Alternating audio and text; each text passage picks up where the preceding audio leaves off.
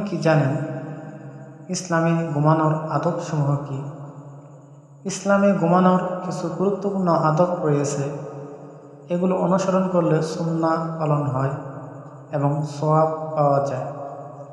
ঘুমানোর আদবসমূহ: ১. অজু করে ঘুমানো।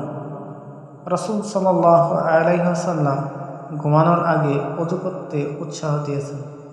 ২. ঘুমানোর আগে বিছানা ঝেড়ে নেওয়া। বিছানায় কোনো ক্ষতিকর কিছু আছে কি না তা দেখে নেওয়া। ৩. ডান কাতে শোয়া। ডান হাত মাথার নিচে রেখে ডান পাশে শোয়া সুন্নাহ। ৪. ঘুমানোর দোয়া পড়া। আল্লাহুম্মা বিসমিকা আমুতু ওয়া আহইয়া। অর্থ: হে আল্লাহ, আপনার নামেই আমি মরি এবং জীবিত হই। ৫. আয়াতুল কুরসি পড়া। ঘুমানোর আগে পড়লে আল্লাহর হেফাজত লাভ হয়। ৬. সূরা ইখলাস, ফালাক ও নাস পড়া। ৩ বার পড়ে হাতে ফু দিয়ে শরীরে মাসে করা। ৭. তাসবিহ পড়া। সুবহানাল্লাহ ৩৩ বার, আলহামদুলিল্লাহ ৩৩ বার, আল্লাহু আকবার ৩৪ বার।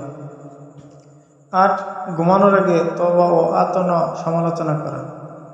দিনের ভুলের জন্য আল্লাহর কাছে ক্ষমা চাওয়া। ৯. পেটের উপর ভর না দিয়ে শোয়া, এটি অপছন্দনীয়। ১০. ফজরের নামাজের জন্য নিয়ত করে ঘুমানো। সময় মতো জাগার ব্যবস্থা করা। আল্লাহ আমাদের সুন্নাহ অনুযায়ী জীবনযাপন করার তৌফিক দান করুন। আমিন।